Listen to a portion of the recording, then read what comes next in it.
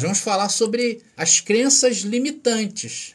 O que são crenças limitantes, né? O que são? Já ouviram falar de crenças limitantes? São ideias ou pensamentos que uma pessoa tem sobre si mesma. É o que eu penso sobre mim, sobre as outras pessoas e sobre o mundo que a cerca.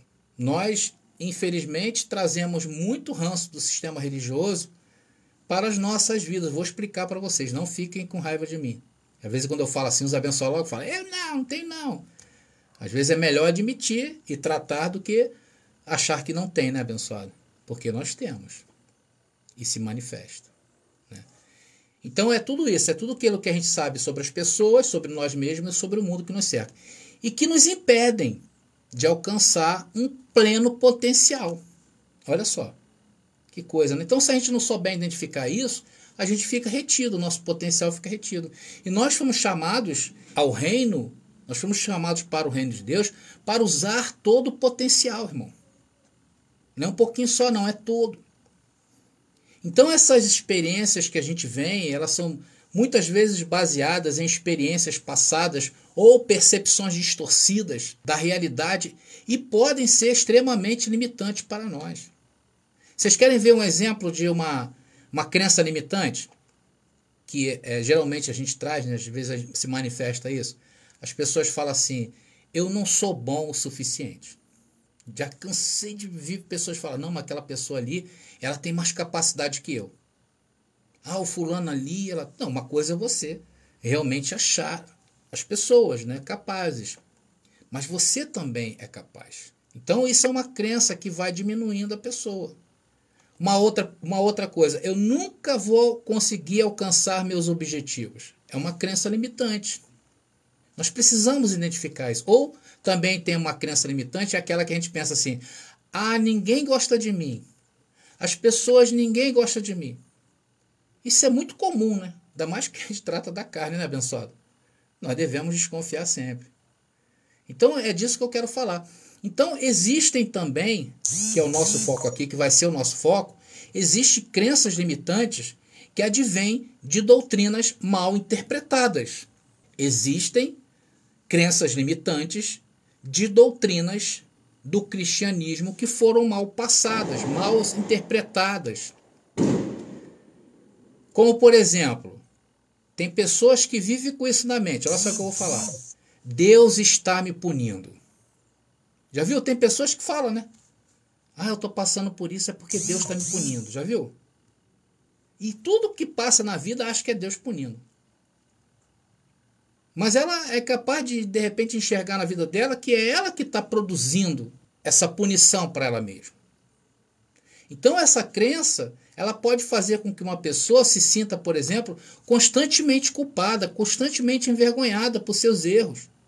Em vez de buscar a graça, em vez de buscar a palavra, em vez de buscar o conhecimento, essas pessoas acabam ficando caladas, ela não tenta uma coisa nova na vida, de se arriscar, ela começa a se limitar, ela não quer se relacionar com as pessoas, ela desiste dos sonhos, elas desistem dos objetivos. Por quê?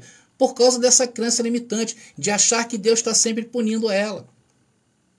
Então, reconhecer e superar as crenças limitantes é uma parte importante do nosso crescimento espiritual, pessoal e de desenvolvimento de habilidades para alcançar os sucessos e as felicidades da vida, as alegrias da vida. Então nós vamos focar hoje nessas crenças limitantes que um dia todos nós que viemos do sistema religioso carregávamos. Se ainda hoje não tem gente que carrega isso, né? Se sente assim, graça. E vamos hoje repreender. Vamos repreender esse demônio, irmão. Como diz o outro. Porque demônios são pensamentos. Vocês sabem disso. Existem os pensamentos bons e os pensamentos maus. O cacodeimo são pensamentos bons. E o eudeimo são pensamentos maus. Então hoje nós temos que repreender esses pensamentos maus, irmão. Nós temos que, uma vez por toda, procurar nos limpar a cada dia dessas coisas que vai nos colocando para trás. Quer ver uma crença limitante? Ah, Deus não me ama. Deus não se importa comigo. E a carne é danada para fazer isso, tá? Tadinho, né? A carne faz isso, abençoado, eu sei. E existe um efeito negativo para isso. Sentimentos de isolamento, desesperança, desânimo. Às vezes a pessoa está em graça, está ali, mas só ela sabe o que ela está passando por dentro. Porque para você mesmo, você não mente. Nós não somos super-heróis em nada. Nós somos em carne, nós somos iguais, abençoados. Temos os mesmos problemas, os mesmos defeitos e precisamos cuidar disso, precisamos estar atento a isso. Isso é viver no reino. Viver no reino é estar detectando essas coisas em nossas vidas. Então essa crença em achar que Deus não ama, que Deus não se importa conosco, né, pode ter efeitos significativos em nossas vidas. Essas crenças podem levar a pessoa à desesperança, ao desânimo. A pessoa pode dizer que não há ninguém que possa confiar ou que ninguém se importa com ela. Ela pode se sentir desanimada, desesperada em relação à sua vida futura. Na verdade, irmão, Deus te ama tanto. Deus te ama tanto. Escuta o que eu vou falar para vocês. Deus te ama tanto que te deu a vida. Te colocou nessa situação carnal, nessa situação em que você vê que é tudo contra você. Porém, Ele já te deu escape antes de tu nascer. Deus te fez participar desse plano, mas Ele te deu um escape. Como você pode se sentir assim? Você é um salvo. Você já entrou nesta vida mais que vencedor. Deus te ama muito. Os problemas que nós temos aqui, nós temos que resolver. Porém, nós temos que entender que problemas com Deus, problemas espirituais, não temos nenhum. Então é nessa hora, do teu espírito trabalhar a tua carne. Porque a tua carne vai ficar sempre pensando assim, tadinho de mim, Deus não me ama, Deus abençoou aquela pessoa ali e não me abençoou. Aí você tem que entrar com repreensão na tua carne. Não recebo isso. Você sabe que Efésios capítulo 2, versículo 7 e 8 diz? Vamos ler, abençoado? Efésios capítulo 2, versículo 7 e 8. Portanto, nas eras futuras, Deus poderá apontar-nos como exemplos da riqueza insuperável de sua graça, revelada na bondade que Ele demonstrou por nós em Cristo Jesus. Vocês são salvos pela graça, por meio da fé. Não vem de vocês. É uma dádiva de Deus. Efésios capítulo 1, versículo 4. Mesmo antes de criar o mundo, Deus nos amou e nos escolheu em Cristo para sermos santos, sem culpa diante dele. E ainda escolheu, vou mais além, Deus te escolheu no melhor tempo que tem para se viver. Qualquer homem queria viver o tempo que passou. Qualquer homem, se falar assim, poxa, eu queria ter vivido naquele tempo lá do André Pimentel. Porque, abençoados, vivemos os melhores dias. Você quer ver uma outra crença limitante que a gente traz do sistema religioso? Isso não é em graça não, abençoado. Isso é do sistema religioso. Deus está sempre me punindo por meus pecados. Deus está sempre me punindo pelas coisas que eu faço errado. Quando não fala pecado, né? Eu estou passando um vento aqui, estou passando uma tribulação. Nós temos que pensar que, ao mesmo tempo que nós estamos passando por fogo da vida, ao mesmo tempo Deus está trabalhando para nos dar o escape. E o maior dos escapes que Deus fez conosco, o maior escape foi nos dar a sua graça revelada. Então essas coisas, querido, elas vão minando. Por isso que muita gente, ela é assim, ela é como se fosse uma roda gigante. Ela está em cima e está embaixo, está em cima e está embaixo. Ela oscila, né? As pessoas vão oscilando. Se porventura você está passando algo na tua vida, é hora de refletir por que você está passando isso. E não ficar, sempre acontece comigo. Acontece com todo mundo. Hebreus capítulo 9, versículo 26 diz, se fosse assim, ele precisaria ter morrido várias vezes desde o princípio do mundo. Mas agora, no fim dos tempos, na plenitude, ele apareceu uma vez por todas para remover, mediante a sua própria morte em sacrifício. Remover o pecado. Romanos capítulo 7 diz, agora, irmãos, vocês que conhecem a lei, quando falava para aquele povo lá, os gentios convertidos, não sabem que ela se aplica apenas enquanto a pessoa vive. Por exemplo, quando uma mulher se casa, a lei se une a seu marido, enquanto ele estiver vivo. No entanto, se ele morrer, as leis do casamento já não se aplicarão à mulher. Portanto, enquanto o marido estiver vivo, se ela se casar com outro homem, cometerá adultério. Mas se o marido morrer, ela ficará livre dessa lei e não cometerá adultério ao se casar novamente. Assim, meus irmãos, vocês morreram para o poder da lei, morreram com Cristo e agora são unidos com aquele que foi ressuscitado dos mortos. Como resultado, podemos produzir uma colheita de boas obras para Deus. Olha só. Então Paulo naqueles dias já falava, gente, vocês estão vindo de uma lei, só que hoje você tem que entender que é igual a um casamento. Um casamento ele só está ligado enquanto os dois estiverem vivos. Se um morreu, o outro está desobrigado da lei do casamento. Da mesma maneira é a lei que ele está mostrando. A lei que era para a carne, ela ficou, ela morreu. Agora a lei que nós temos hoje nos submetidos é a lei do espírito de vida. E através desta lei nós podemos o quê? Produzir uma colheita boa. É isso, é para isso que nós estamos aqui, para colher colheitas boas, porque nós vamos plantar coisas boas. Tem pessoas que pensam que não são abençoadas, sabia?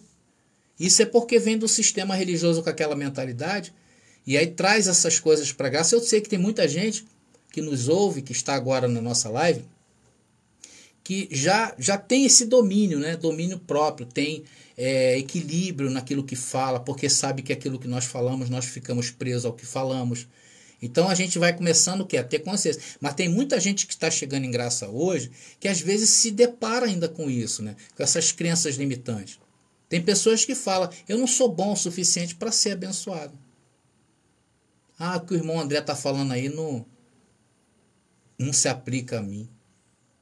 Esse tipo de pensamento traz um impacto negativo muito grande em nossas vidas. Esse tipo de pensamento pode levar a sentimentos de inadequação, incapacidade, desânimo. Pois podemos acreditar que nunca seremos capazes de alcançar ou receber as bênçãos que Deus tem para nós. E aí não luta, porque a nossa luta, irmão, é você falar aquilo que está escrito. Essa é a nossa luta. É falar que nós somos curados, é falar que nós somos perdoados, é falar que nós somos salvos, é falar que nós somos abençoados, é falar que nós somos limpos, é falar que nós somos puros, é falar que nós somos impecáveis, é falar que nós somos bons pais, boas mães, bons filhos, bons estudantes.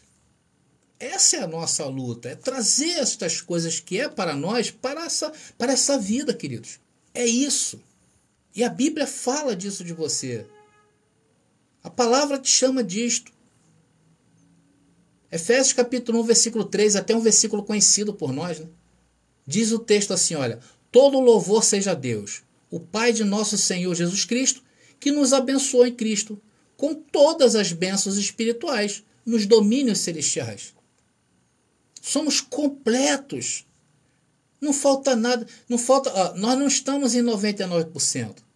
Nós não estamos em 90%, nós estamos em 100%. Somos 100% abençoados. Ah, André, mas por que então está acontecendo isso? Começa a confessar que tu é abençoado. Não deixa que pensamentos contrários, né? Demônios contrários, demônios maus, comece a tomar a tua mente, não, meu irmão.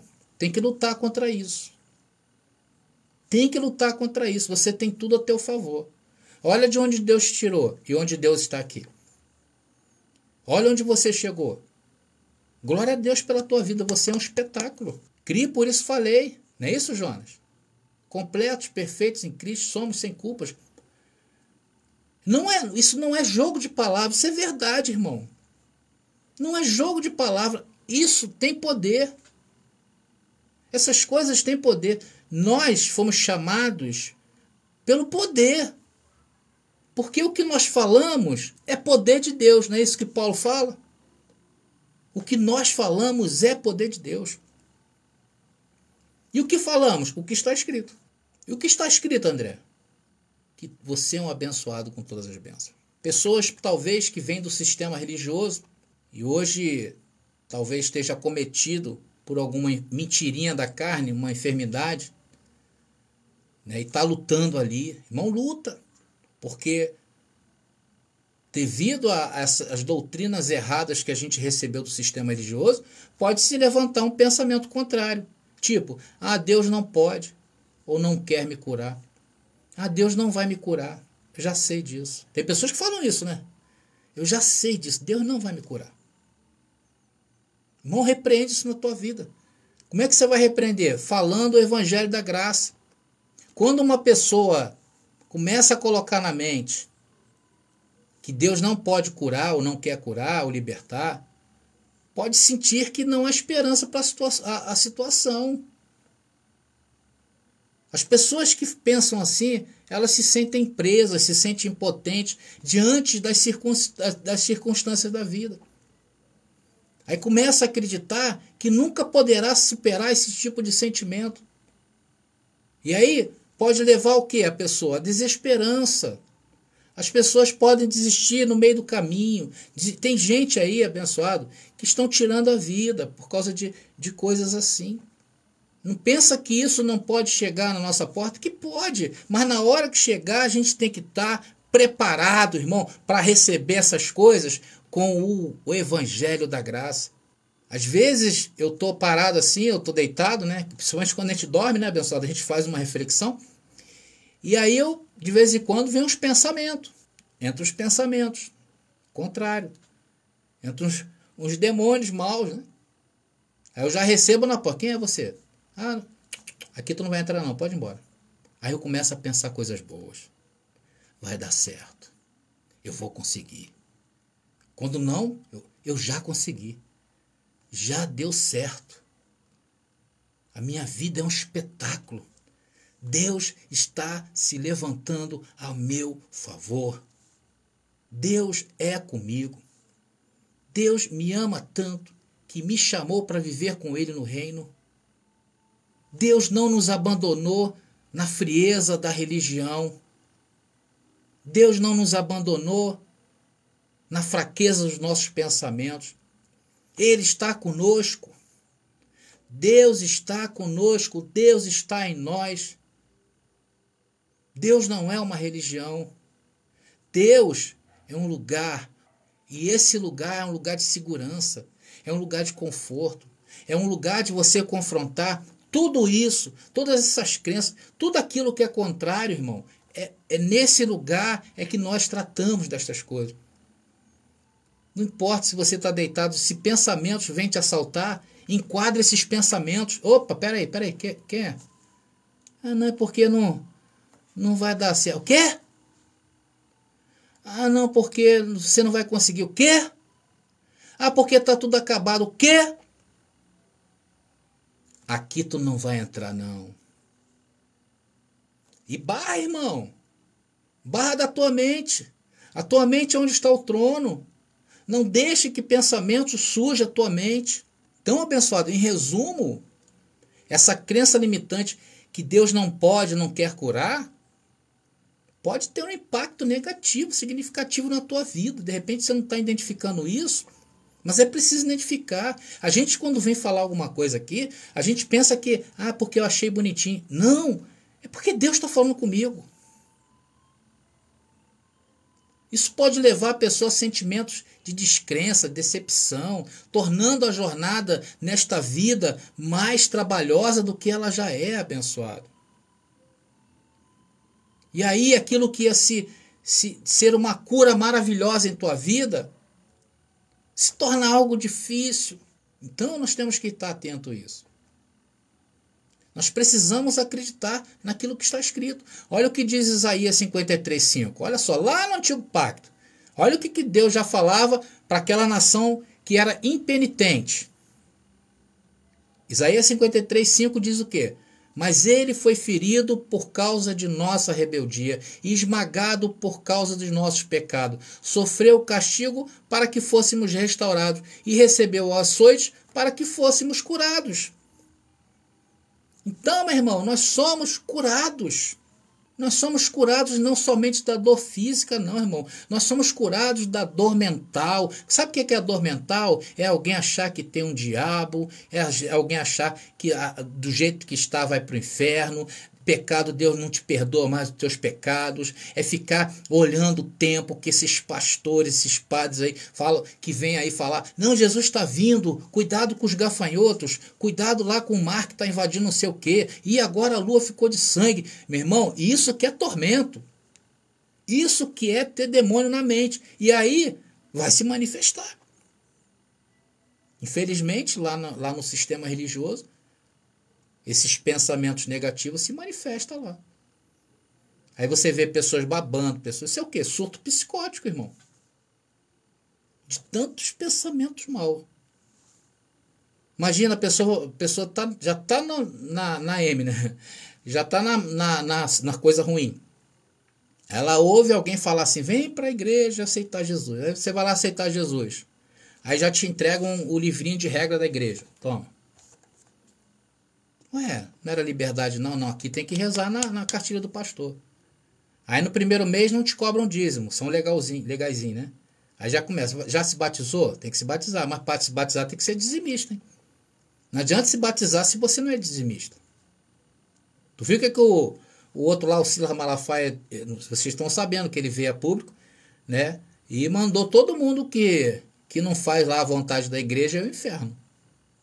Trouxe um texto em que o seu original não fala aquilo tudo. Ele usou, se não me engano, acho que foi Coríntios, né? Aí trouxe uma série ali de manifestações da carne e disse que as pessoas seriam condenadas. Sem contexto. Recortou, que eu sempre falo, né, abençoado? Recorta, faz um recorte anacrônico e joga nas pessoas. Igual eu lendo hoje, preparando a mensagem de amanhã, do Apocalipse, eu lendo lá em Apocalipse uma hora que os montes de Jerusalém foram incendiados e eles se jogaram no mar. Os montes, né? Imagina só um monte pegando fogo e se jogando no mar. Imagina essa cena. Imagina a cena de um monte.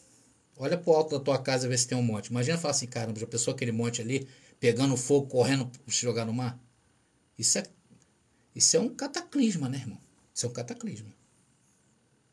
Mas é assim que eles ensinam. Eles ensinam, isso vai acontecer. O mar de sangue. Os rios virarão sangue. As pessoas procurarão a morte e não encontrará. Já viu esse texto? Muitos procurarão a morte e não encontrarão. Isso tem um contexto, irmão. Se eu tirar isso fora do texto e jogar nos dias de hoje, é um crime, né, abençoado? É um crime textual. 2 Coríntios capítulo 4, versículo 8 ao 10, olha o que diz para nós. Em tudo somos atribulados, mas não angustiados. Perplexos, mas não desanimados. Perseguidos, mas não desamparados. Abatidos, mas não destruídos. Trazendo sempre por toda parte a mortificação do Senhor Jesus no nosso corpo, para que a vida de Jesus se manifeste também no nosso corpo mortal. Que a vida de Jesus se manifeste no seu corpo mortal, te trazendo a cura, te trazendo a paz de espírito, te trazendo o equilíbrio de pensar. Às vezes nós não precisamos de cura, não precisamos de nada, precisamos ser equilibrados. Às vezes o que precisamos é ser equilibrados. Ao Rei da Glória, todo louvor, toda honra, para todo sempre.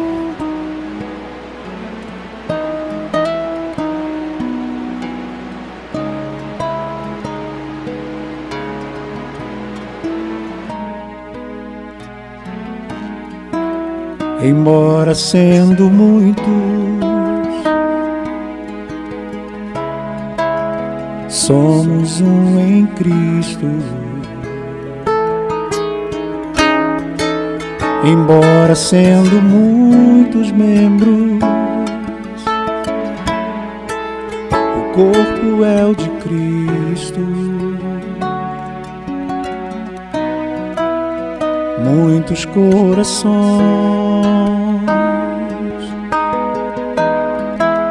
mas Cristo é a cabeça. Muitas congregações e uma igreja, uma só fé, um só amor,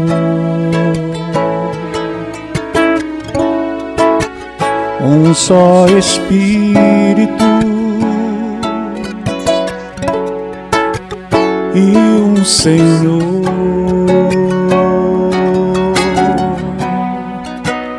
um só batismo, um evangelho, um só rebanho e um pastor.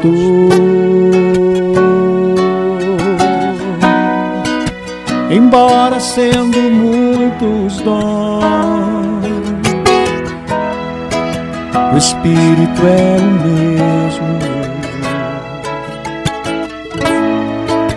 Embora muitos crentes, a fé é a de Cristo. Embora muitas portas, entramos por Jesus, vivemos por Jesus, reinamos por Jesus.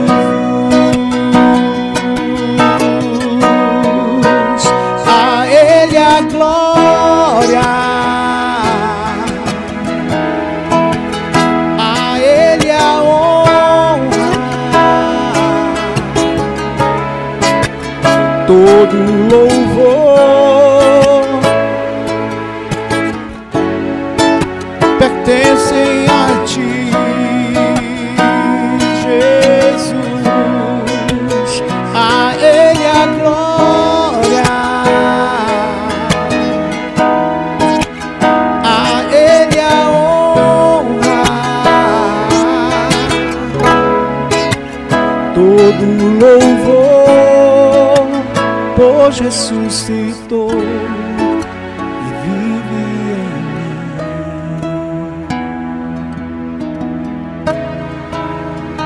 Ele ressuscitou e está vivo, vive em mim. Ele vive, ressuscitou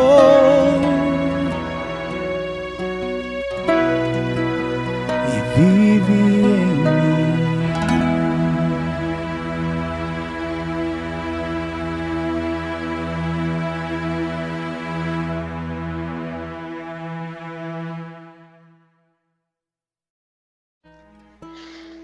A ideia de muitas congregações aí não tem a ver com as congregações da lei, né?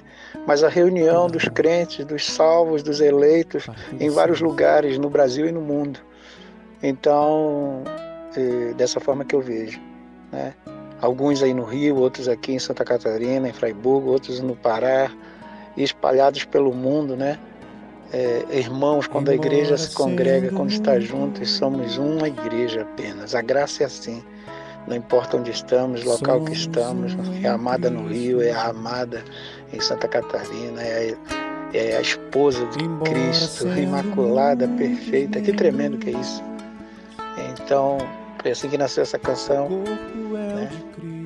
É o mistério da graça. Todos nele somos um. Muitos corações,